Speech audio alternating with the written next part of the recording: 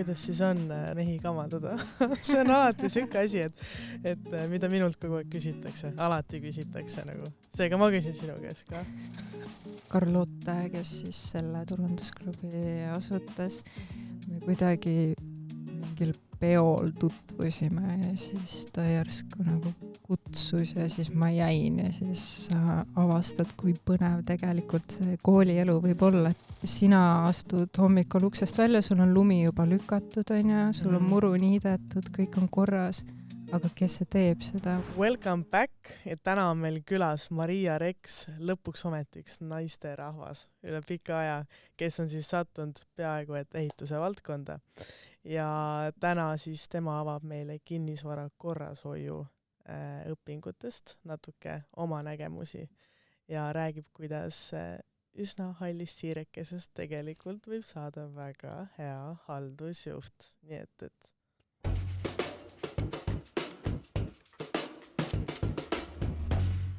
mul on väga hea meel, et lõpuks ometi on naisterahvas meil ka saates külas. Et väga raske leida üleüldse, sa ei ole küll minu eriala inimene, aga üleüldse ehitusest ja võib-olla sellised rohkem maskuliinsetelt erialadelt naist. Mul on väga hea meel, et sa täna tulid siia. Tööturul on ka väga imelik, sest kõik on meeskolleegid, kõik, kellega ma olen kokku puutunud, kõik on mehed. Hästi veider, jah. No ikka. Aga räägime siis algusest peale. Mida sa tulid siia kooli õppima? Mis sa õppisid siin? Mina tulin õppima kinnisvara korrashoidu. Miks? Väga hea küsimus. Ma ei tahtnud tegelikult seda õppida. Mul oli väga palju erinevaid valikuid. Aga kuidagi juhtus niimoodi, et ma ikkagi sattusin siia. Ma käisin päris paljudel katsetel ja lõpuks enamused valdkonnad, kuhu ma tahtsin minna, siis ma kuidagi ei jõudnud või ma väga ei jälginud seda, millal sai kuhugi katsetele minna ja siis ma pidin ju Tallinnasse sõitma ja see kõik oli nii suur hassel. Aga see kinnisvara korrashoid oli kuidagi täiesti juhuslikult leitud.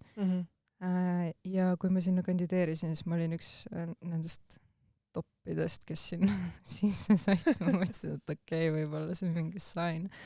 Aga ja see, kuhu ma tahtsin minna, sinna ma ei saanud sisse. Kuhu tahtsid minna? Ma tahtsin Sisekaitseakadeemiasse minna. Tolli ja maksundust kontoriproua. Aga jah, ma mõtlesin, et ma tulen, ma proovin aastakese ära ja siis ma mõtlen edasi. Aga siis sellest aastast saigi 3,5. Okei. Aga see õppega, mina ei ole kursis sellega, mida te õpite või nagu, mis see eesmärk on, et mis see väljund on pärast, mida sa siis tegema hakkad selle erialaga? Mis sa tegema hakkad? Sinust saab kinnisvarahaldur. See on nii keeruline asi, mida tegelikult seletada inimesele. Võtame näiteks, et kui palju sina jälgid kuskil hoones sees olles, kas turvavalgustid töötavad, kas temperatuur on mugav, kas ventilatsioon töötab, kas õhuvahetus on hea. Väga paljud ei tee seda. Ja see ongi täpselt see sama asi, et sa ei oska seda hinnata, kuni sul lõpuks tekib vajadus selle järgi ja see ei tööta. Et kinnisvarahaldus ongi see, et sa tagad kõik need mugavused ja ohutuse ja kõik sellega kaasnevad, et hoone toimiks funktsionaalselt ja ohutult. Mul hakkab mikker ära kaduma ja väga põnev on see eriala üldse. No minu arvates on alati olnud, et ma olen nagu teadnud, et see eriala eksisteerib, aga ma ei ole mitte kunagi aru saanud, mida te teete seal. Et seal tegelikult on, vaata, sa ei vii ennast kurssi sellega, on ju. Kusjuures ma ka ei teadnud sellest mitte mössugi, kui ma tulin siia. Sa loed seda kirjeldust, on ju, seal on mingi pikk lõik, mida see endast kujutab ja sa loed selle läbi ja sa mõtled, et okei. Vaatad seda õppekava natuke, on ju, mis ained seal on, igasugused rakendusmatemaatika ja joonestamised ja tehnosüsteemid ja siis sa mõtled, et see tundub väga siuke mehine ala küll, kus olla. Et ma ei olnud väga paljudest asjadest tegelikult üldse huvitatudki ja ma vaatasin, et osad sellised raskemad ained on nagu lõpupoole, et no ma tõenäoliselt niikuinii ei jõua sinna maale, et ma tahan ikkagi midagi muud teha, aga siin ma olen.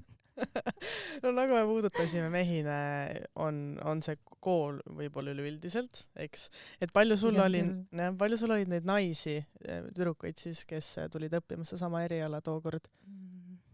Esialgu oli meid suht võrdselt, aga lõpuks naisi lõpetas ikkagi rohkem. Meid tegelikult üldse lõpetas väga vähe, meid oli äkki 6 tükki kokku, kellest 2 olid siis meist nagu nii-öelda aasta vanemad. Et meie kursus oli selline ainulaadne võib-olla natuke, et naisi oli rohkem, ma ei mäleta, kuidas noorematega oli, aga jah, et see oli vahepeal teema, et naisi on palju, et see on väga hea, et selles suunas liigume ka, et naised ka ikka siin võimu võtavad. Räägi, mis oli sinu erialane praktika, et kui eelnevalt, nagu ma mainisin, siis on minu erialased inimesed siiamaani siin podcastis käinud, ma tean täpselt, mis praktikat nad teevad, kuhu enamalt minnakse. Sinust ma ei tea mitte midagi selle koha pealt. Et mis oli sinu nagu see praktika, mis on selle väljund, mida sa seal tegema hakkad?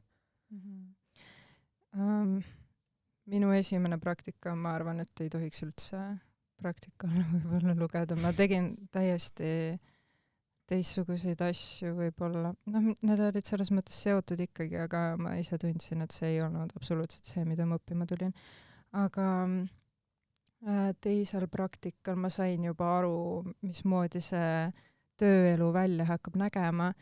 Et hästi palju oli sellist klientidega suhtlemist. No põhiline ongi see, et no okei, ma ei tegele kortermajade haldusega, nagu koolis võib-olla suunatakse rohkem.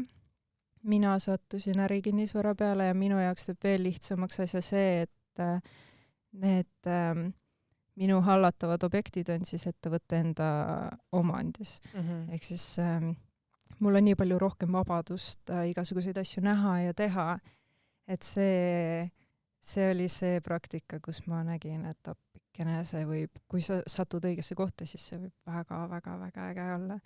Et ma nägin näiteks tehnosüsteeme oma silmaga esimest korda, kui ma sinna praktikale läksin, et koolis sa oled harjunud nägema neid plaane, sa tead, kuidas see torustik jookseb ja mis seal kõik on, aga kui sa lähedki sinna ventkambrisse sisse ja siis sa vaatad neid suuri kobakaid masinaid seal ja siis mõtled, et appikene, ma peaksin teadma nendest midagi või? Et sa tegeled sisuliselt kõigega, mis hõlmab siis hoone kasutajaid ja kogu seda funktsionaalsust. Ja see oli sinu see teine praktika, eks? Just. Esimeses ma tegin rohkem nagu sellist kontoritööd.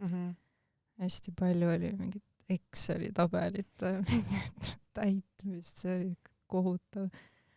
Aga eks asjad juhtuvad põhjusega, ju siis oli vaja Excelit uut trikki juurde õppida. Okei, ja viimane praktika oli sul siis, või ma eeldan, see oli sul siis 3. oli viimane, on ju? See oli teine, sest ma tegin oma praktikad nii pikad, et see läks kõik nagu selle tööstaaži alla lõpuks. Okei, no siis me jõuame juba kooli lõppu. Sa lõpetasid kooli ära ja mis sa siis tegid? Ma jäin sinna samasse ettevõttesse, kuhu ma praktikale sain. Mul väga vedas sellega, et ka sinna ma sattusin üsna juhuslikult, ma kandideerisin täiesti teise kohta ja siis tuli välja, et see oli minu kolleegi enda ettevõte. Ja siis ta kutsus mind sinna, kus ma praegu olen ja sinna ma jäingi. Et kuidagi nemad olid ka väga vaimustuses sellest, et meil on siin üks noor naine, kes tahab kinnisvarakorrashoiuga tegeleda, et ka väga tihti ei näe, on. Ja nad võtsid mu kuidagi nii enda tiiva alla, et ei ole enam lahti lasknud. Ja tänase päevani oled sa seal? Just. Uskumatu. No see on, vaata, et tavaliselt ikkagi joostakse, noored hästi palju jooksevad tööturul, katsetavad. Mis on väga huvitav on see, et ma ise tunnen, et sellest kohast paremat võib-olla ei olegi, et ma näen nii palju, ma näen, kui haritud ja kui targad nad on ja kui nagu päriselt, kui palju nad kõigest teavad ja juba see, et meil on enda hooned, onju, nad teavad ja tunnevad neid läbi ja lõhki. Ja mul on nii tohutult palju õppida sellest, et ma ise mõtlesin ka, et mul ei ole võib-olla mõtet sinna magistrisse kohe joosta, et mul on nii palju õppida, mis mulle hiljem siis koolis veel nii palju kasuks tuleb. Aga milline õpilane sa ise koolis olid? Et mina küll mäletan omast ajast, et mingi, ma olen alati olnud heade hinnetega, aga vahel on lihtsalt see, et no ei viitsi, vaata. Et nagu milline sina olid? See ju ei tähenda tegelikult, et nüüd erialaselt sa kuskilt nagu võib-olla läheb sul halvemini või paremini. No, näiteks gümnaasiumis ma olin väga tubli. Aga ma arvan, et minu õpiedukust võib-olla mõjutas see ka, et ma ei olnud täiesti lõpuni kindel enda otsuses ja ma võtsingi seda natuke kergekäelisemalt. Lõpupoole siis, kui ma aru sain, et see on asi, mille ma võiksin tegelikult ikkagi lõpuni teha, sest tulid juba sellised ained, mis olid juba natuke põnevamad ja mind lõpuks hakkaski see väga-väga huvitama ja siis ma nagu pingutasin ka natuke rohkem, aga üldiselt ma arvan, kui niimoodi keskmiselt võtta, siis ma ei olnud kõige tublim kohalkäija või tegija, aga selles mõttes midagi nagu tegemata ei jäänud ja ma olen nii palju vastutustundlik, et mind hakkab ennast kripeldama, kui ma midagi tegemata jätan. Et see nagu hoidis mind hästi palju õiges kohas. Aga palju kool tegelikult toetas sinu seda erialast nagu arengut? Et me oleme siin rääkinud ka eelnevate külalistega, et see kool näiteks nagu minul isiklikult ka andis nagu hästi palju juurde, väga palju. Kuidas sa tundsid? Eks ta selles mõttes aitab küll väga palju, aga jällegi see minu enda huvi oli nagu hästi palju mängus. Aga näiteks meie õppekava juht, kes oli meie siis kursuse nii-öelda see juht ka, tema ta ilmselt teeb seda kõigiga, ta võtab nagu nii enda südameasjaks selle, et kõigil läheks hästi, kõik teeks oma asjad ilusti ära ja et kõigil oleks koht, kuhu minna, ehk siis ta kogu aeg soovitas ja andis kontakte, ta kogu aeg nagu muretses selle eest, et kõigil oleks kuhugi minna ja oma asjad ikka lõpuni teha, et Leena, ma olen väga tänulik. Sa oled nii palju meid toetanud. See on nii tore, et ikkagi kumab läbi, kui palju koolist on olnud just sellist tuge olukorras, kus võib-olla nagu sa seda kõige rohkem nagu vajad, on ju. Just. Et see on tore. Aga lähme su eriala juurde tagasi. Ikkagi nagu minu jaoks on see väga võõras, mida sa teed. Mida sa siis päriselt teed? Kas sa käidki siis silmad lahti, nina püsti, vaatad, kus midagi on puudu või vajaka? Mida sa iga päev teed täna? No sisuliselt küll. Selles mõttes, et minu töö on väga-väga mitmekülgne. Päevad ei ole mitte kunagi vennad, nad ei ole seotud omavahel. Hästi palju on sellist ringi liikumist. Ma ei kujutagi ette, kui palju kilomeetreid ma päevas maha sõidan, see on ikka päris ulme. Aga teised ettevõtted võib-olla ei tee seda nii põhjalikult, aga kuna meie huvi on ikkagi see, et kliendil oleks võimalikult hea ja mugav ja et ta oleks meiega ikka pikemat aega, et siis meie käime kogu aeg enda objektidel, me jälgime, meil tuleb mis tahes muresid, siis me ikka käime koha peal vaatamas ja kõik, mis kohe teha annab, siis teeb ära ja et ma kruvikeerajat oskan kasutada ja et pateldada oskan, et midagi nagu keerulist tegelikult ei ole, et selliseid avariisid on hästi vähe ja meil on väga palju siis koostööpartnerid ka välja kujunenud, kes on meile kogu aeg toeks ja et ei oleks sellist nagu olukorda, kus miski ei saaks võib-olla sellist kohest tähelepanu. Et mis iganes on, meile tuleb info, meie vaatame ja siis suuname kas või tehnikule edasi, kui midagi suuremat on. oota, ja sa enne küll natuke mainisid, aga need objektid, mis teil siis täna on, et mis need põhiliselt siis täna, mis hooned need on, mida te haldate? Kõik on ärihooned. Kõik on ärihooned, jah? Et meie kortermajadega ei tegele. Okei. Mis on peamised probleemid siis ärihoonetel? No, suvel on näiteks jahutus, kõigil on palav, talvel kütte, kõigil on külm, mis tahes issand, neid on nii palju. Aga mis tahes sellised pisemadki probleemid, et mis sul endal kodus võib ka olla, et ma ei tea, segisti paneb segast või et vett lekib kuskilt, et see kõik on tegelikult ju tähtis üle vaadata ja tegeleda. Okei. No väga põnev. Ma räägin, see on lihtsalt minu jaoks nii võõras, et ma nagu kuulan ja imestan tegelikult. Et see on jah, ma ise ei olnud ka väga pikka aega teadlik sellisest erialast üldse või sellisest tööst, sest see on täpselt nagu see, et sina astud hommikul uksest välja, sul on lumi juba lükatud, sul on muru niidetud, kõik on korras, aga kes see teeb seda või kes see organiseerib seda, et see tavaliselt ei mõtle selle peale ja see ongi täpselt see, mida me teeme, et see ongi kuskil tagataustal ja keegi väga ei pane tähele. Ja vaat see ongi see, et miks ma praegu ütlen, et ma ei tea, mis sa teed või ma ei saa aru, mis teed, sest tegelikult sa ei pane igapäevaselt tähele. See on kuskil nagu taga toimub, on ju, ja see on elementaarne, et asjad toimuvad. et selles mõttes nagu on see kihvt see eriala üldse, mis sa valisid. Aga kuidas siis on, puudutame seda teemat ka, et mehi kamandada. See on alati siuke asi, et mida minult kogu aeg küsitakse. Alati küsitakse nagu. Seega ma küsin sinu käest ka. No peab kamandama. Aga muidu need asjad tehtud ei saa. Peab kamandama. Aga tänapäeval, kuidas on, et kas noori tuleb ka nagu aina rohkem juurde sinu erialale või pigem nagu ei tule, et näiteks ehituse puhul on küll see, et ma näen, et nagu tuleb neid noori juurde. Kuidas kinnisvara korrashoiul on? Võrreldes ehitusega ma arvan ikka kordades vähem. Aga jah, see ei ole kõige populaarsem eriala siin Tallinna Tehnikakõrgkoolis. Aga neid tuleb selles mõttes. Kuigi ma arvan, et asi on selles, et noored ei saa võib-olla kohe päris hästi aru, mida see endast kujutab ja millised su tulevikuvõimalused on, milline näeb välja tööturg näiteks.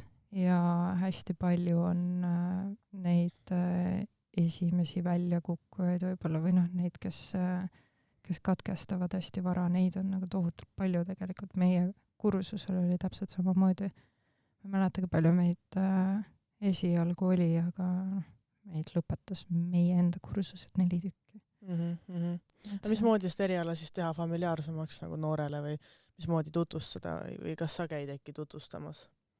Mina ei ole tutvustamas käinud, aga ma arvan, et inseneeria karjääripäev on üks selliseid väga-väga olulisi ja häid üritusi, mida meil siin koolis korraldatakse, et see annab ju kõik võimaluse tulevasel kinnisvarahalduril siis näha seda ja kuulata nendelt, kes tegutsevad selles valdkonnas, et mida ma tahaks, oleks see, et neid ettevõtteid oleks rohkem, kes käiksid tutvustamas. Sest ma mäletan, et kui mina turundusklubi liige olin, siis ma sain ka 2 aastat korraldada seda ja need ettevõtted lihtsalt ei võtnud vedu. Et see oleks hästi oluline, et need ettevõtted ja inimesed saaksid ise ka ju tutvustada seda, et kõik on kuidagi nii varjatud võib-olla. Salajast elu elata, jah? Jah, võib-olla küll. Hüppan tagasi su kooliaega. Milline inimene sa selle koha pealt olid, eks hobidega tegelesid? Kindlasti sul olid omad hobid.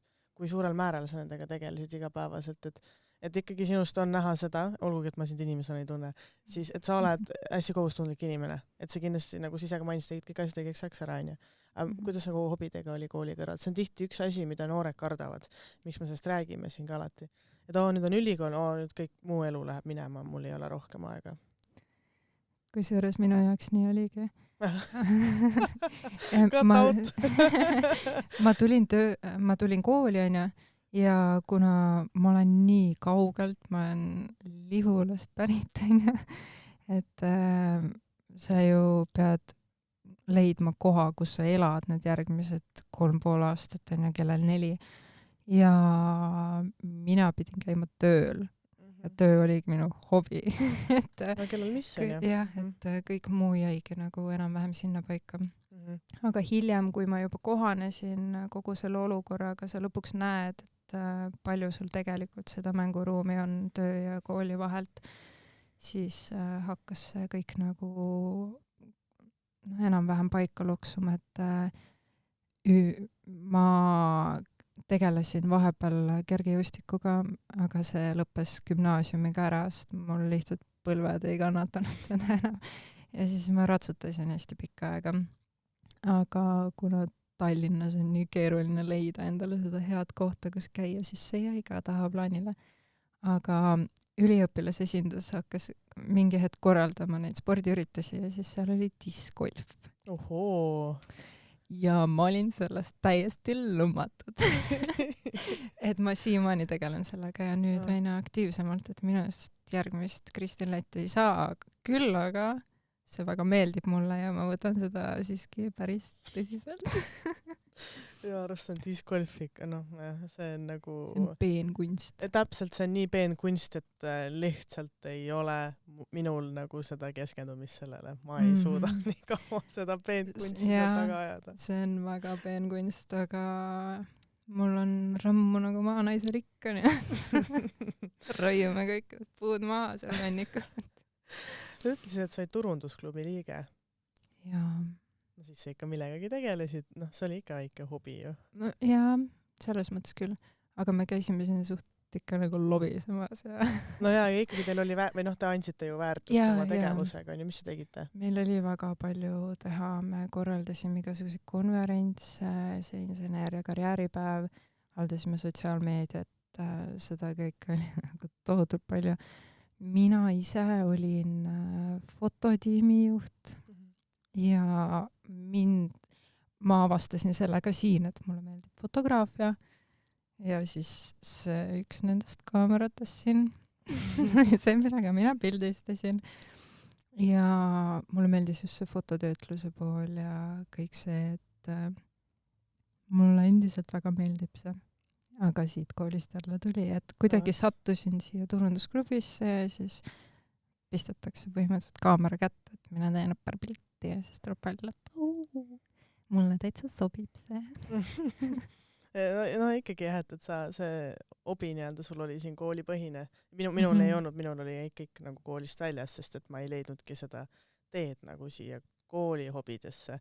Ja ma alati vaatasin nendel inimestel nagu nii-öelda mingis mõttes alt üles, et nii lahe, et nad teevad selliseid asju, nagu sa mainisid ka. Ja kusjuures see on hästi huvitav, sest mina olen nii tagasihoidlik inimene ja ma üldiselt ei tee, ma ei lähe inimestele, ma ei tee väga siukseid, minu jaoks on see hästi suur üllatus, et ma üldse siin turundusklubis olin, aga see kõik tuli kuidagi nii ootamatult, et Carlotte, kes siis selle turundusklubi asutas, me kuidagi mingil peol tutvusime ja siis ta järsku nagu kutsus ja siis ma jäin ja siis avastad, kui põnev tegelikult see koolielu võib olla, et lõpuks ma ei kujutanudki ette, mis tunne on tulla kooli lihtsalt loengusse, et kogu see maja sai nagu koduseks ja kõik see seltskond ja just, et siin sai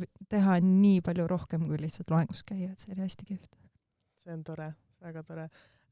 Hüppame majade juurde. Mina ise olen ka siuke kinnisvara entusiast selles mõttes, et mulle ikka meeldib jälgida, nagu, et kus mida ehitatakse, miks midagi ehitatakse. Võib-olla ma küsiks ka sinu käest, et kuna sa nagu haldad kogu seda, mis siis ehitaja teeb valmis, mida ehitaja saaks teha paremini, et see haldus oleks võib-olla loogilisem või parem. Või kas sa saad üldse nii öelda? Jaa, mingil määral küll. Näiteks meil on hetkel ehitusjärgus üks hoone, mis loodetavasti aasta lõpuks nüüd valmis saab. ja tegelikult ju ma ei tea, kui palju seda tehakse, aga reaalsuses on hästi oluline see, et haldur oleks kaasatud juba projekteerimisfaasis kuni nagu lõpuni välja, et temal oleks ka võimalik enda pilguga näha ja lahendusi pakkuda, et kui kõrgel peaks mingi seade seinast olema, et näiteks tehnik saaks tulla ja seda mugavalt näiteks parandada või hooldada. Et tegelikult neid nii-öelda input'e on nii palju, mida üks haldur saab anda, et see kõik mugavam oleks, sest lõppkokkuvõttes oled ju sina koos kliendiga see, kes seda maja kasutama hakkab, et ehitaja teeb küll nii, nagu ta teeb, aga tihtipeale ei mõelda selle peale, et milline see ehitusjärgne hooldus või mis iganes välja hakkab nägema, et sellega tuleks tegelikult suht palju arvestada. Ehk siis see on nagu asi, mis siiamaani nii ei käi, ma saan aru, et nagu tegelikult ei kaasata teid kui haldureid sinna maja arendamise protsessi siis? Eks üha enam kaasatakse, aga see ei ole jah, väga populaarne asi. Sest et kui vaadata nagu näiteks Tallinna linnapilt, sina ju tegutsed ka ju Tallinnas, eks ole, on ju, et siis nagu hooned lähevad aina kõrgemaks, aina uhkemaks, utoopilistemaks, utoopilisemaks, on ju, et siis ma mõtlengi, et neid probleeme ka kindlasti tekib seal rohkem, on ju. Sest et minu arust on täna nagu see, et mida uuem maja, seda rohkem on neid probleeme kohati tegelikult. Ja siis ma mõtlengi, et nagu, mida me saame ehitajatena nagu teha paremini. Eks halduse mõttes on, mida lihtsam kuubik, seda parem. On ikka nii, jah. Aga issand, tead sa seda maja, mida kutsutakse linnupesaks või? See fassaad on nagu mingid... see Genilessi peakontor on ju. Idee on nagu üliäge, on ju. Arhitekt plaksutab käsi. Väga hästi õnnestunud hoone. Aga nüüd mõtle halduse poole pealt, et mismoodi aknaid pestakse seal. Mismoodi pesete siis? Sina vahele ei see pole õnneks minu hallatav maja. Aga kuidas sa tagad ligipääs? Sa pead ju aknaid pesema. Kuidas sa saad sinna ligi? Kas tulebki lihtsalt tõstuki peal üks väike, mitte väike, aga lihtsalt üks mees ja hakkab selle kraabitsaga vaata kõiki aknaid ükshaaval üle tõmbavad. Kui, see on mingi asi, mille peale mina nagu üldse ei tuleks. Ega ma poleks ka tulnud, aga nüüd ma olen kokku puutunud ja sa mõtled, et Või näiteks see, et me saime just hiljuti selle sama objekti raames valida põrandaplaate, mis lähevad vetsudesse, on ju. Sa mõtled, et et see tume hall on nagu hästi ilus või siuke peaaegu nagu must, aga siuke matt on ju hästi ilus, see näeb nagu siuke luxurious välja, on ju. Ja siis sa vaatad teisest küljest, et et aga need veeplekid jätavad ju selle katlakivi, need plekid, on ju. Et kuidas sa seda siis iga päev pead hakkama nagu üle nühkima või? Et see, sa pead nagu arvestama selliste tegelikult hästi idiootsete asjadega, aga näed. Selle linnupesu majaga mul tuli nagu see meelde, et me ka nagu ehitajad on tema nalja, et arhitekti idee on nagu mingi pane trepp õhku seisma, et on ju võimalik ju pildi peal on ju, ja siis tuled sa kohale vaata, et ja siis tuleb välja, et see oli AI generated. ja siis saab veel kuskilt haldur ka, kes ütleb, et kuidas me hooldame seda. Et on sul veel mingeid värvikaid näiteid tuua just Tallinna pildist, et mida nagu just nagu eriti välja tuua, mis nagu võib-olla on ka challenge edaspidi siis teile kui halduritele? See mul niimoodi laksust ei tule, aga näiteks mulle täiega meeldivad need puidust fassaadid, on ju. Vaata, kui kiiresti need mustaks lähevad ja kui tihti sa pead nagu pesema neid, nagu fassaadi ennast pesema, et kivi on ju nii palju lihtsam ja see näeb väga hea välja, aga jah, et see kõik sa teed selle hoolduse siukseks peavaluks endale lõppkokkuvõttes, et sa pead hakkama lõpuks tegema mingeid teadlikke otsuseid, ja siis kannatab selle arvelt sinu nagu see loovus või päris tahe midagi saada. Aga see on ju siis ju ehitaja ülesanne otsida võib-olla nagu paremad materjalid, mis siis nagu ka teie jaoks oleksid kergemini hallatavad, pluss siis nagu kui ta on teie jaoks kergemini hallatav, siis ta on ka ju elaniku või kasutaja jaoks ju nii-öelda nagu mugavam. jaa, aga lõppkokkuvõttes määrab ju hind kogu selle kupatuse teostatavuse, et sa ei saa odavat asja, mis oleks väga kõrge kvaliteediga ja väga esteetiliselt ilus, et see kõik määrab rolli. Sa mainisid enne, et tehnosüsteemid ja kõik need kuuluvad ka teie haldusesse ja just mingid vendid on ju samamoodi, et palju keskkond mõjutab kõike seda, mis tegelikult meie ümber on, et näiteks minul täna on maja, kus ma elan, on nagu raba ääres. Mina ei tulnud selle peale, et see ventsüsteem vajab nagu korduvalt rohkem puhastamist kui võib-olla nagu maja, mis on kuskil üldse eemal tee ääres. Sest et sealt tuleb mingit metsatolmu, see umissab sinna sisse ära ja korras nagu, et filtrite vahetus siis peab toimuma oluliselt rohkem kui linnamajal. Ja ma selliste näidetega õnneks pole kokku puutunud, et meil on kõik Tallinnas, aga mina elan ka Tallinnas. Selles mõttes küll, ja kesklinnas siis võib-olla parem näide, aga et jah, see on väga selles mõttes aktuaalne asi küll, et ikkagi mõjutab see kõik. Et nendega tuleb arvestada. Aga kui on näiteks, ma võtan Arter on ju, mis nüüd ehitati siin täiesti kesklinna südamesse on ju, seal on meeletu liiklus tegelikult ju. Kas see nagu mingisugune, elektriautod, no neid ei ole meil praegu nii palju, autodes, et heitgaasid asjad, kas need ka mõjutavad kuidagi nagu, ma ei tea, nende süsteemide nagu vastupidavust või üleüldist mingit muud nagu õhukvaliteet või mingid asju, mis te jälgite seal? Ma ei usu, et see liiklus nii väga mõjutab midagi, aga kui see siin, näiteks siin samas kooli parklas, et selle õhuvõtu koha ees seisad autoga summuti täpselt selle poole ja siis sa lased sellel autol mütata seal, et siis see mõjutab küll. Aga sellepärast ma küsisin, et tegelikult nagu Liivalaias ju tehti see muudatus seal tänaval, et nüüd on ju see kiirust vähendati, on ju? Enne oli 50 ala ju, nüüd on seal vist mingi 40 ala või? Tahetakse 30 peale panna ja siis ju tekkiski ju esiteks nagu kaks asja, et nagu müra tuleb rohkem, sest et autod undavad seal. Seisavad rohkem, kuna liiklus on aeglasem ja teiseks heitgaas tuleb rohkem, kuna nad samamoodi undavad seal ühe koha peal. Et need on mingid sellised ehitajate, linnaplaneerijate nagu rõõmud ja valud on ju, aga ju päeva lõpuks jõuab ka teie letti. Ei jõuab. Mitte nii väga. Mitte nii väga, jah, pigem. Aga jah, ma arvan pigem mitte. Ma räägin see, lihtsalt ma nagu mõtlen, et okei, et mis teil veel nagu seal, mis teil veel nagu seostub.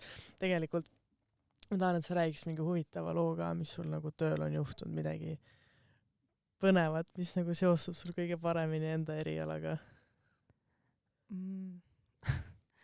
Enda erialaga seostub. See on see, mis me just enne rääkisime siin, et ei, see podcast, see ei ole nagu siuke, see ei tekita pingeid ja siis küsid nagu, et kuule, räägi lugu.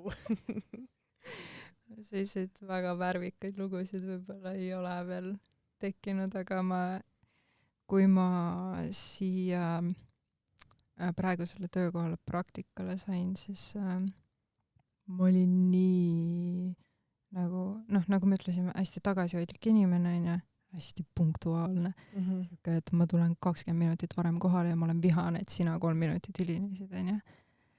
Ja ma kartsin teha, see ei olnud mingi rünnak selles mõttes. Nägu vajus nii ära kohe. Aga et ma pelgasin võõraste inimestega suhtlemist. No see on mul kogu aeg olnud, on ju. Ja siis tekib nüüd see olukord, et okei, et midagi on, helista sellele, sul antakse nagu kontaktid, on ju, kes meie koostööpartnerid on, helista temale, räägi mure ära ja siis saada need sinna, on ju, kamanda mehi, on ju.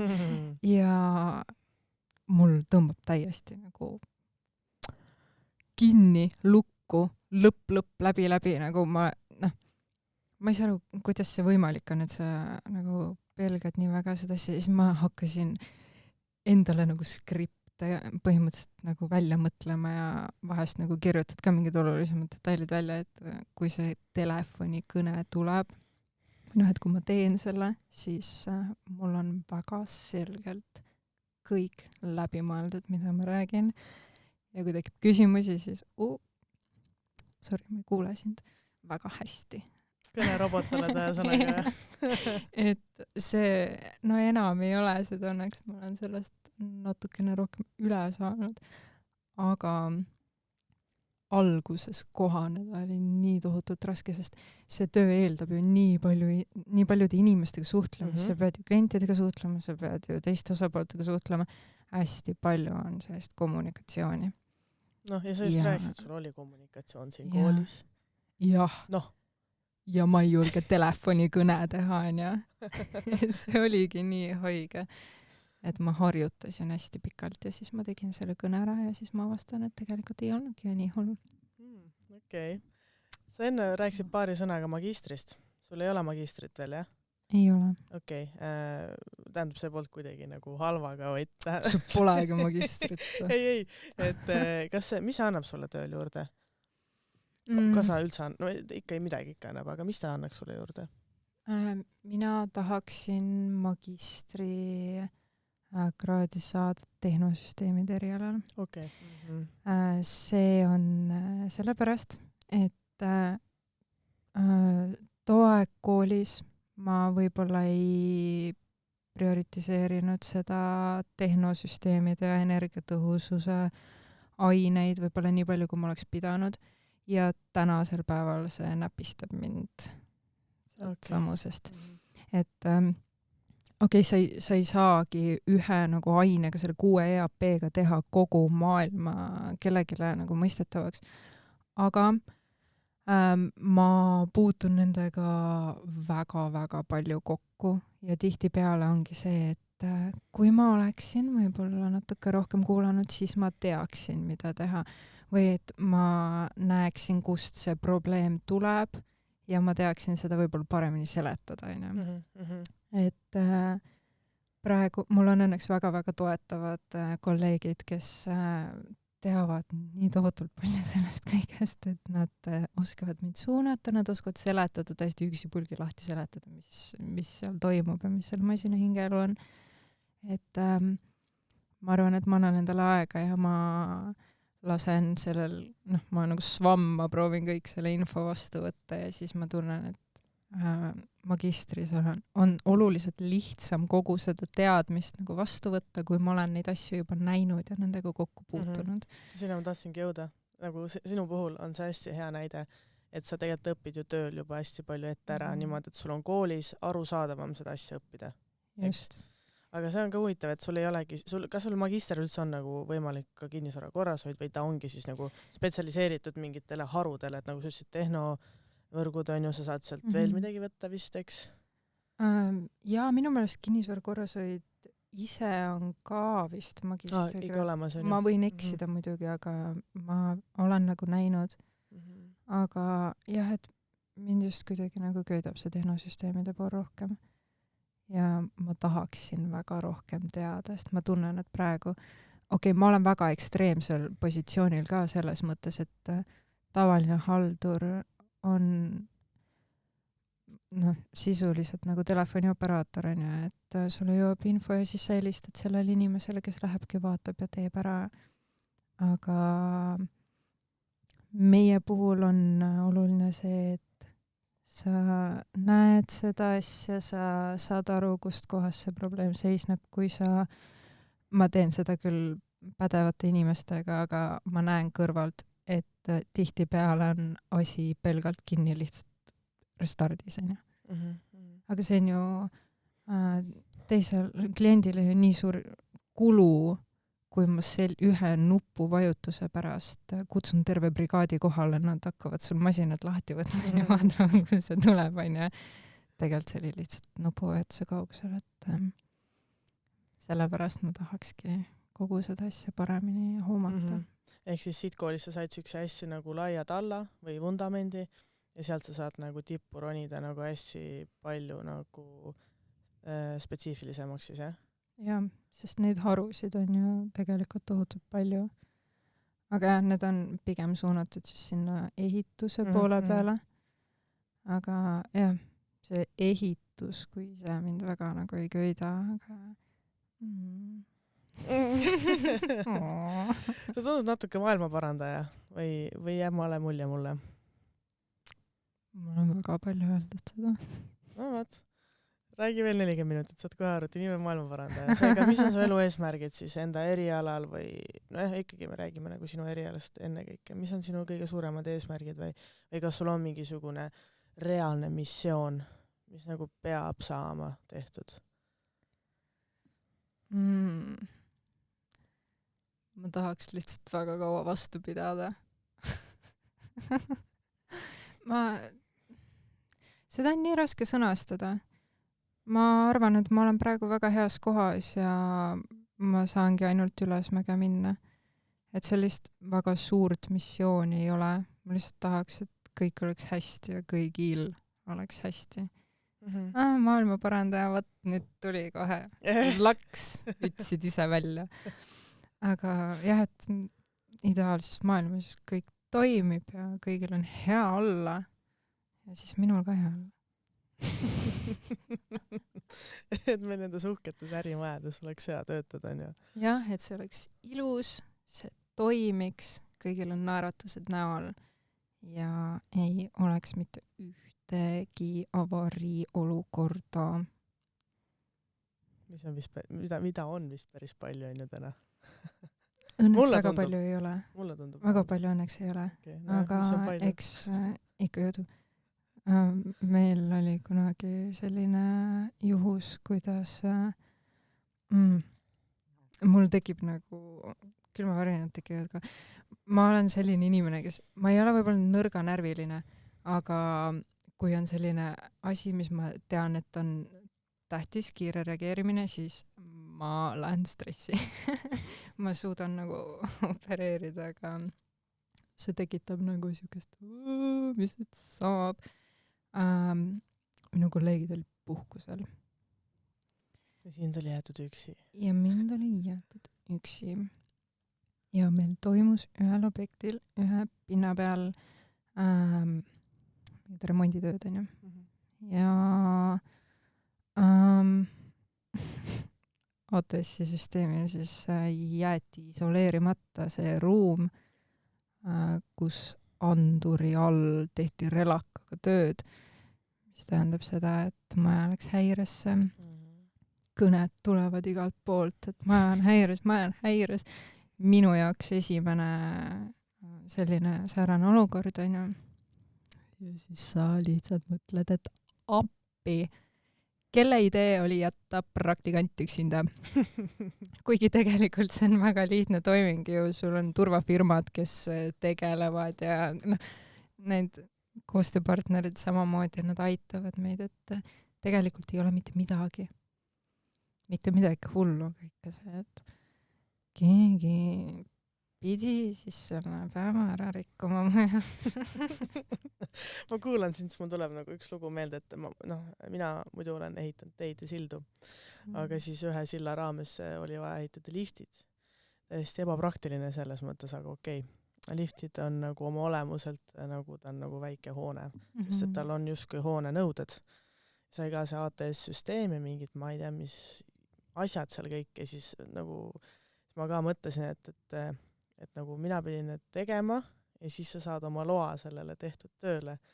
Aga et sa nagu ei tule tegelikult selle peale, okei, ma räägin liftist, eks ole, aga ikkagi, eks ole, ta on ju üks maja, 1/3 sellest osast tegelikult, mis seal nagu on ju, ja siis ma juba mõtlesin, et alla mis kõik nagu, mis toimingud peab tegema, mida peab üle andma, mingisugused dokumendid, mingisugused mingid nõuded, mida siis samamoodi haldur hiljem hakkab siis nagu hooldama, minu jaoks oli kaasa nagu täppisteadus, et see natuke mul meenus selle sinu kinnisvara korrashoiu erialaga. Need liftid on minu jaoks selline final destination type asjad, et ma olen paar korda pidanud lifti šahti ronima ja selle lifti peal sõitma.